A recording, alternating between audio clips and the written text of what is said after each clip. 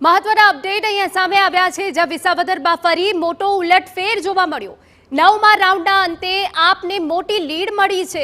9 round બાદ આપના ગોપાલ ઇટાલિયા 2478 મતોથી આગળ હોવાની વિગતો અહીંયા મળી રહી છે। તો આપને જણાવી દઈએ, 9 રાઉન્ડ સુધીની મતગણતરી થઈ ગઈ છે અને આપને અહીંયા લીડ મળતી દેખાઈ રહી છે। 9 રાઉન્ડ બાદ આપના ગોપાલ ઇટાલિયાને 2400થી વધુ મત મળ્યા હોવાની વિગતો છે। વિસાવદરનો આ રસાકસી ભર્યો જંગ છે। ભાજપ અને આપ વચ્ચે આ સીધી ટક્કરમાં હાલ તો આપને મોટી લીડ દેખાઈ રહી છે 9મા રાઉન્ડના અંતે।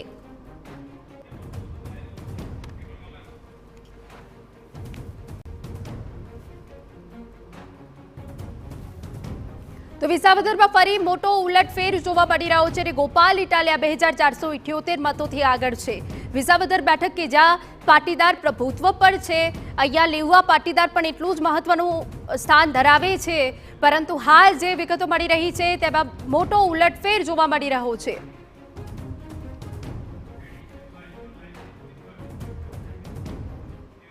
પડે પડે અપડેટ અમારા સંવાદદાતા મોહિત આપી રહ્યા છે। મોહિત, ફરી એક વખત આપની પાસે આવવું છે। એક મોટો ઉલટફેર 9મા રાઉન્ડના અંતે જોવા મળી રહ્યો છે, શું વિગત આપની પાસે?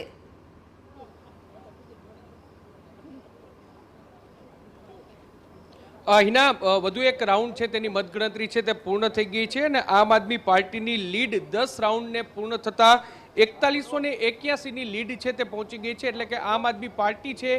તે હવે જે જંગી લીડ તરફ આગળ વધતું હોય તેવું અત્યારે પ્રાથમિક દ્રષ્ટિએ લાગી રહ્યું છે। મેં આપને અગાઉ કહ્યું એમ કે અત્યારે ભેસાણ તાલુકાના ગ્રામ્ય વિસ્તારોની મતગણતરી ચાલી રહી છે ને ભેસાણ તાલુકો છે તે આમ આદમી પાર્ટીનો ગઢ હતો અને શરૂઆતથી જ ભાજપ છે તે અહીં કંઈક ડિફેન્સ સ્થિતિમાં હોય તેવું સ્પષ્ટપણે લાગી રહ્યું હતું। બે મોટા અપડેટ છે તે સામે આવી રહ્યા છે। એના સૌથી મહત્વની વાત કે 1 થી 6 રાઉન્ડ છે તે જે જૂનાગઢ તાલુકાના ગ્રામ્ય વિસ્તારો છે તેના રાઉન્ડ હતા અને ભારતીય જનતા પાર્ટીને આશા હતી કે આ વિસ્તારમાંથી તેમને જંગી લીડ મળશે, પરંતુ જે પરિણામ આવ્યું છે તે ભારતીય જનતા પાર્ટીની અપેક્ષા મુજબનું આ પરિણામ નથી અને 6 રાઉન્ડના અંતે માત્ર 960 મતોની લીડ મળી હતી, જે ક્યાંક ઓછી લીડ છે તે સ્પષ્ટપણે લાગી રહી હતી। આમ આદમી પાર્ટી છે તે શરૂઆતથી જ કહેતું હતું કે ભેસાણ તાલુકામાં તેમની લીડ છે તે વધારે નીકળશે અને તે પ્રમાણે તેમની જે અનુમાન હતું તે પ્રકારનું પરિણામ મળતું હોય તેવું અત્યારે સ્પષ્ટપણે લાગી રહ્યું છે। 10 રાઉન્ડના અંતે આમ આદમી પાર્ટીના ઉમેદવાર ગોપાલ ઇટાલિયા છે તે 4100 મતોથી આગળ છે અને હજુ પણ એક રાઉન્ડ છે તે જરૂરથી ભાજપ માટે ચિંતાનો વિષય છે, કારણ કે 11મા રાઉન્ડ સુધી ભેસાણ તાલુકાના ગ્રામ્ય વિસ્તારો ને ખાસ કરીને એ વિસ્તારો ગ્રામ્ય વિસ્તારો છે કે જ્યાં ઇકો સેન્સિટિવ ઝોન છે તે સૌથી સળગતો પ્રશ્ન હતો અને આમ આદમી પાર્ટીએ શરૂઆતથી જ પોતાના ચૂંટણી પ્રચારમાં આ મુદ્દો છે તે લીધો હતો અને તેને ક્યાંક તેમાં સફળતા મળતી હોય તેવું અત્યારે સ્પષ્ટપણે લાગી રહ્યું છે। હવે આ 11મો રાઉન્ડ છે તે પૂર્ણ થયા બાદ વિસાવદર તાલુકા અને વિસાવદર શહેરની જે વિસ્તારો છે તેની મતગણતરી છે તે શરૂ થવાની છે। જોવાનું રહેશે કે ભારતીય જનતા પાર્ટી છે તેમાં કેટલું ગેઇન કરી શકે છે, લીડ છે તે કેટલી તોડી શકે છે, કારણ કે ભાજપને આશા છે કે તેઓ વિસાવદર શહેરમાં પોતાની લીડ છે તે કાઢી શકશે, પરંતુ અત્યારે હાલની જે પરિસ્થિતિ સામે આવી રહી છે તે પ્રમાણે ભારતીય જનતા પાર્ટી માટે વિસાવદર પેટા ચૂંટણીમાં કપરાટ ચઢાણ છે તે અત્યારે સ્પષ્ટપણે જોઈ શકાય છે।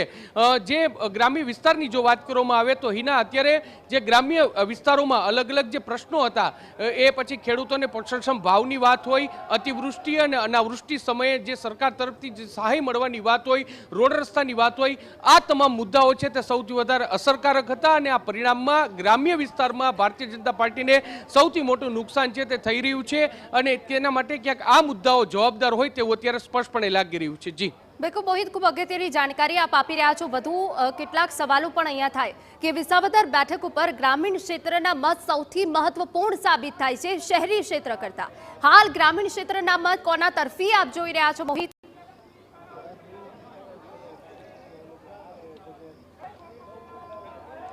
અહીંના જો ગ્રામ્ય વિસ્તારની વાત કરવામાં આવે તો જે ભારતીય જનતા પાર્ટીને જૂનાગઢ તાલુકાના જે ગ્રામ્ય વિસ્તારો હોય એ પછી ચોકી હોય, વડાલ હોય, આ પ્રકારના જે ગ્રામ્ય વિસ્તારો છે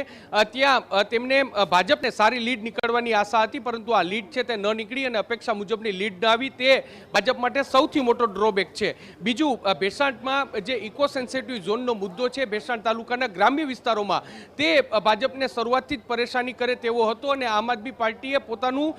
સંપૂર્ણ ફોકસ છે તે આ વિસ્તારોમાં કર્યું હતું અને આ વિસ્તારમાં તે ફોકસ કરવાને કારણે તેમને તેનો ચોખ્ખો ફાયદો મળતો હોય તેવું લાગી રહ્યું છે, કારણ કે 10 રાઉન્ડના અંતે 4100ની લીડ આમ આદમી પાર્ટીને મળી છે. વિસાવદરમાં પણ જે ભારતીય જનતા પાર્ટી અને આમ આદમી પાર્ટી બંને પોતપોતાની રીતે પ્રયત્નો કર્યા છે અને ગ્રામ્ય વિસ્તાર છે તે આમ આદમી પાર્ટીનો મજબૂત પાસું છે અને શહેરી વિસ્તારમાં ભાજપને થોડી સફળતા મળશે તેવું અત્યારે લાગી રહ્યું છે. ત્યારે એ મતની લીડ છે કે કોની કેટલી તોડી શકે છે તે જોવાનું સૌથી મહત્વનું રહેશે. બીજું સૌથી મહત્વનું વાત કે અત્યાર સુધીની જે ચૂંટણી છે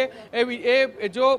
વિધાનસભાની ચૂંટણી હોય તો અત્યાર સુધીની ચૂંટણીમાં એ જોવા મળ્યું છે કે ત્રિપાંખીય જંગ થયો હોય તો તેનો સીધો જ ફાયદો છે તે ભારતીય જનતા પાર્ટીને થતો હોય, કારણ કે ભૂતકાળમાં જે વિધાનસભાની ચૂંટણી હતી અને તેમાં આમ આદમી પાર્ટી હોવાને કારણે કોંગ્રેસને સૌથી મોટું નુકસાન થયું હતું અને તેનો સીધો ફાયદો છે તે ભાજપને થયો હતો. પરંતુ વિસાવદરમાં ઉલટું થયું છે. વિસાવદરની પ્રજા છે તેમના દ્વારા પોતાનો જનાદેશ છે તે સ્પષ્ટપણે આપ્યો છે આમ આદમી પાર્ટી અથવા તો ભારતીય જનતા પાર્ટી, પરંતુ કોંગ્રેસના ઉમેદવારને જોઈએ તે પ્રમાણમાં મત મળ્યા નથી અને તે પણ જે સીધી રીતે ભાજપને નુકસાન થયું હોય તેવું લાગી રહ્યું છે, કારણ કે 10%થી પણ જે ઓછા મતો છે તે કોંગ્રેસના ઉમેદવારને મળ્યા છે અને તે જરૂરથી જે ભાજપ માટેનું એક જે નબળું પાસું છે તે કહી શકાય, કારણ કે જે આમ આદમી પાર્ટીના, કારણ કે જો મત તૂટત તો આમ આદમી પાર્ટીના મત જ તૂટવાના હતા અને એ ક્યાંક પ્રજાએ સ્વીકાર્યું નથી અને પ્રજાએ પોતાનો જનાદેશ સ્પષ્ટ આપ્યો છે આમ આદમી પાર્ટી અથવા તો ભારતીય જનતા પાર્ટી, અને એટલા માટે જ આ બેઠક પર ત્રિપાંખીય જંગની જગ્યાએ હવે સીધી ટક્કર છે અને એમાં અત્યારે આમ આદમી પાર્ટીનું પલડું ભારે હોય તેવું સ્પષ્ટ